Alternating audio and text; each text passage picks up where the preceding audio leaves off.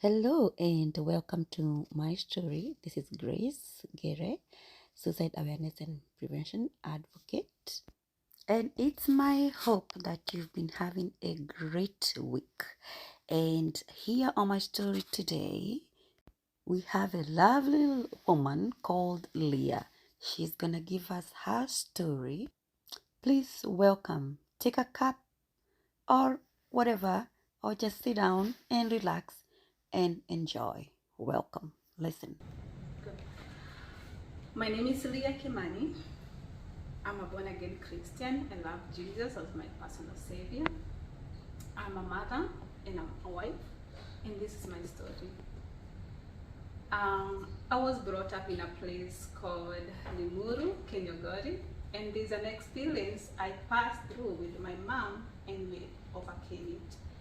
And when I was in class 6, I remember in a school called Rungai Primary School, my mom felt so sick, and I remember like 2 years before that, myself and my mom, we used to struggle a lot because we used to look for vibarua and so that we can get money for food for our family.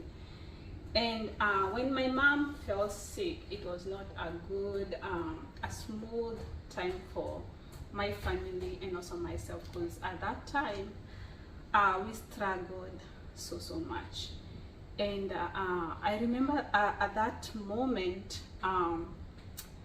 I being firstborn to my siblings, it was so hard for me. And at the moment, in our family we had sickness of my mom, and we tried so much for my mom to get better. And every time my mom was so sick, myself, I felt so down, and also I was somehow depressed because of everything which was happening. And too, like my dad too was so down because of my mom being sick, because they love each other so much. That's one thing I can confess, that I have these parents who love each other so much, because since a young age I've seen them, struggling together, to provide for the family, and they were always together. And at that time my mom was so sick, my dad played a very big part in helping my mom to get well. And so me being the firstborn, I could see all that, and I could see how my siblings were struggling. It was not an easy time for me and the entire family. But I remember how my mom and my dad, they used to encourage each other, and how sometimes, because during a season when a family is going through a sickness season, everybody's down, and there's not, like, you like lose hope, you don't see future. But at that time, my mom, even if she was so sick, she still stood and encouraged us, like she would get better. And I remember, like, at that time, like we were four siblings, myself, my sister, and my brother, and another little girl, because at that time my mom had my sister, her name is Shiko. That time she was, I think she was 3 years, 4 years there. And at that time my mom could look at my sister, and all the time she was crying. And myself coming from school and finding that, it was really breaking my heart.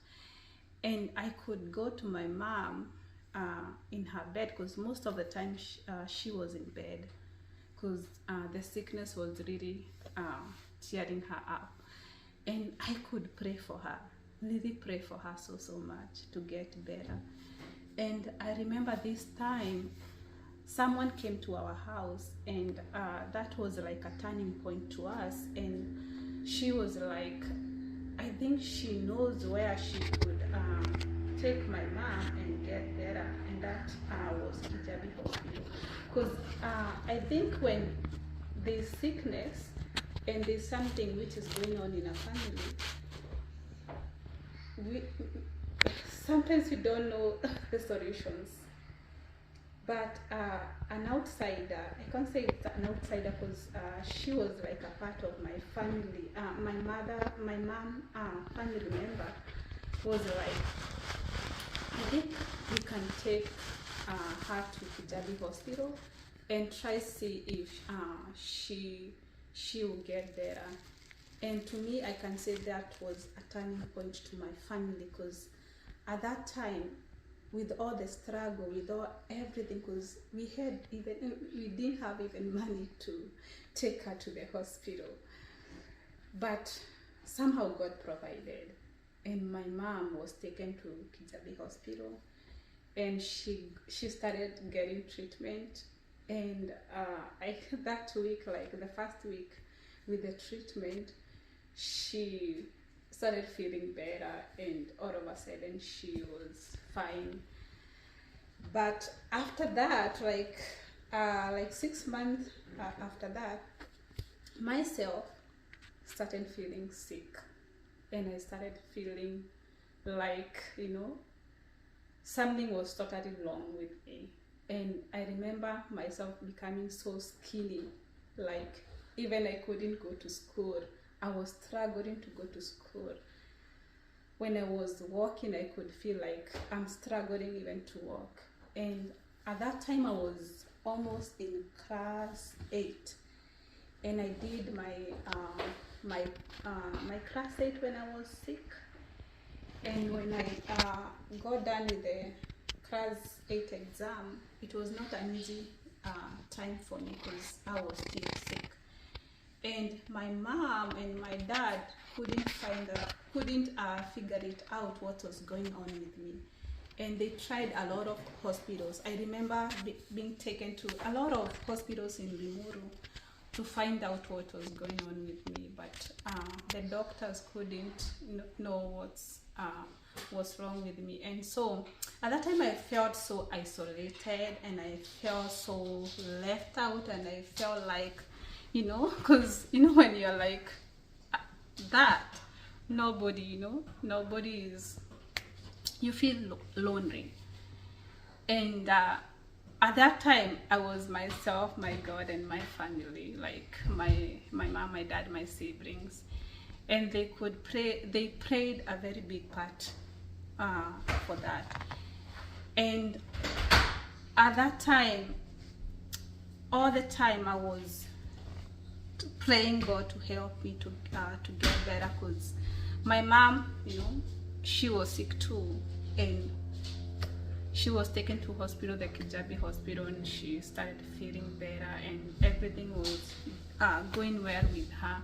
And now here I am, sick again. They don't know what's going on with me. They have taken me to a lot of hospitals, and they can't figure it out what's going on with me. And at that lonely time, in that isolated time, I felt like,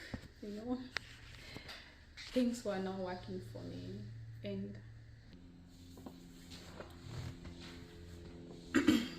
And at that time, things were really like so hard, because I could sit in a place like I remember even to date, like I could sit somewhere alone with a lot of thoughts, deep in my mind, and I was like, I don't know what's going on with me, but I know and I believe that God will make a way for me.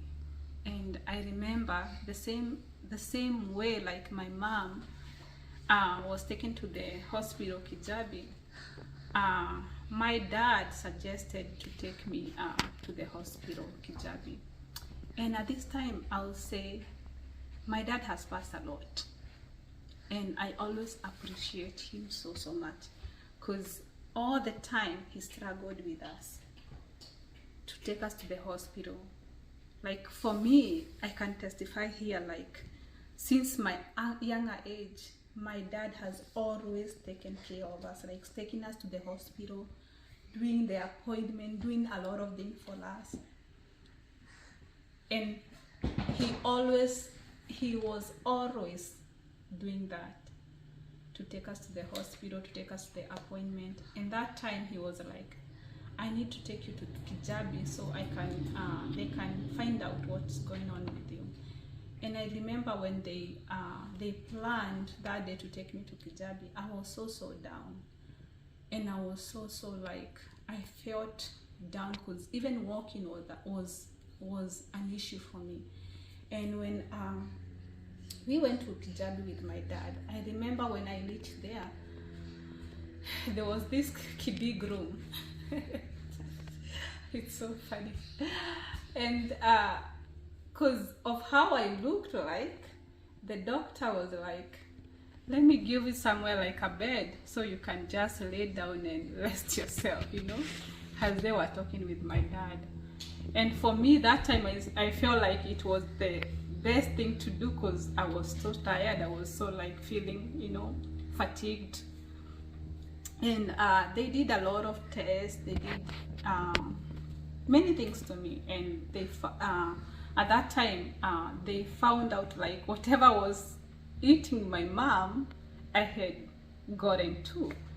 And so they started the treatment too for me. And I was given some time to get the treatment so I can feel better. And I took the treatment for some times before I started to get better. And remember that this time I was done with my class 8 and I was expecting to join Form 1. And by how I was looking, I couldn't join Form 1 because even walking was a struggle. And I remember my dad taking me to the school which I was called, and he was told like the head, the principal was so nice because she was like, I would prefer this girl to get better first, and when she is better, she can join the high school like next year. And I went home and I stayed for the entire year in the house doing the treatment, and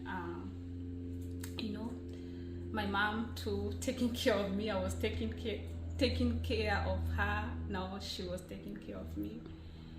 And to me at that time, I thought a lot. I had a lot in my mind, like to be thankful at all time and to thank God for our lives. And it went like that till I felt better. And the next year I was ready to join high school. And up to date, I always remember that experience, and I'm always thankful to God for that experience because we learned, myself and my And to be continued. My story. My story.